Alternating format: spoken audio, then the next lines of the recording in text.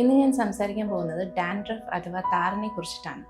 താരൻ എന്ന് പറയുമ്പോൾ പൊതുവേ ആൾക്കാർ പറയുന്നത് ഈ പൊടി പോലെ ഡ്രസ്സിലൊക്കെ ഇങ്ങനെ വീണ് കിടക്കുന്നത് കാണാൻ പറ്റും, അല്ലെങ്കിൽ ഫ്രണ്ടിലൊക്കെ ഇങ്ങനെ ഫോർഹെഡിലൊക്കെ ഇങ്ങനെ പൊടിഞ്ഞ് നിൽക്കുന്നത് കാണാൻ പറ്റും. ഇങ്ങനെയുള്ള സിംറ്റംസ് ആണ് പൊതുവേ പലരും കാണിക്കുന്നത്.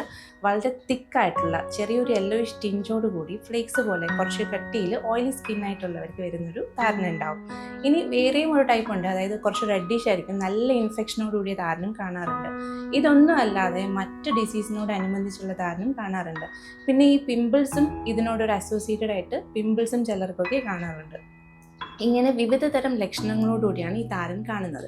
സ്വാഭാവികമായിട്ട് നമ്മുടെ സ്കിന്നിൽ എന്താ പറയുക, ഡെഡ് സെൽസ് പൊഴിഞ്ഞു പോകാറുണ്ട്. ഇതുപോലെ തന്നെ നമ്മുടെ സ്കാൽപ്പിലും ഡെഡ് സെൽസ് പൊഴിഞ്ഞു പോകാറുണ്ട്. ഇതൊരു ക്രമാതീതമായി വളരെയധികം കൂടുതലായിട്ട് പൊഴിഞ്ഞു പോവുകയും ഇത് അക്യൂമുലേറ്റ് ചെയ്തിട്ട്, അതായത് നമ്മുടെ ഹെയർ ഫോളിക്സ് പോലെ ഒട്ടിപ്പിടിച്ചിരുന്നിട്ട് ഇതിൻ്റെ കൂടെ തന്നെ എന്താ പറയുക, നമ്മുടെ ഡേർട്ട്, ഓയിൽ, അത് ഇങ്ങനെ ഓരോന്ന് സ്റ്റിക്ക് ഓൺ ചെയ്തിട്ട് ചെറിയ ഫംഗൽ ഗ്രോത്തും കൂടെ വന്നിട്ടാണ് നമുക്ക് സാധാരണയായിട്ട് ഒരു ഡാൻഡ്രഫ് ഉണ്ടാകുന്നത്.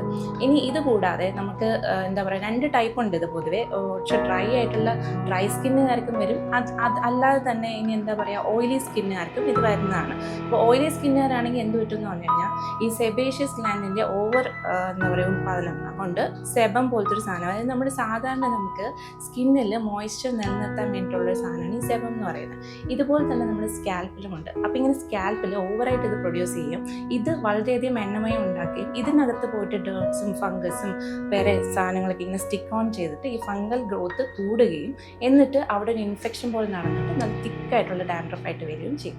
ഇത് കുറച്ചൊരു പരിധി കൂടിക്കഴിഞ്ഞാൽ, അതായത് വളരെയധികം സിവിയർ ആയിക്കഴിഞ്ഞാൽ എന്ത് പറ്റും എന്ന് പറഞ്ഞു കഴിഞ്ഞാൽ, ചിലപ്പോൾ ഫോർഹെഡിൽ അല്ലെങ്കിൽ ഐബ്രോസിൽ, അല്ലെങ്കിൽ ചിലപ്പം ആണുങ്ങൾക്കൊക്കെ ആണെങ്കിൽ മീശയിൽ, താടിയിൽ, അല്ലെങ്കിൽ ചെസ്റ്റിൽ, പുറത്ത്, ഇങ്ങനെ പല ഭാഗങ്ങൾ, ആംപിറ്റ്സിൽ, തൈസിൻ്റെ ഭാഗത്ത് വരെ വരുന്ന കട്ടിയിലുള്ള ഒരു സ്കിൻ കണ്ടീഷൻ പോലെ ആവുന്നൊരു സംഭവമുണ്ട്. അതിന് നമുക്ക് വേണമെങ്കിൽ സെബോറിക് ഡെർമറ്റൈറ്റിസ് എന്നൊക്കെ പറയാൻ പറ്റും. അങ്ങനെയുള്ള സിംറ്റംസാണ് നിങ്ങൾക്കുള്ളതെങ്കിൽ തീർച്ചയായിട്ടും ഒരു ഡോക്ടറെ കൺസൾട്ട് ചെയ്തിട്ട് തന്നെ നിങ്ങൾ ട്രീറ്റ്മെൻറ്റ് എടുക്കാൻ വേണ്ടിയിട്ട് ശ്രദ്ധിക്കേണ്ടതാണ്.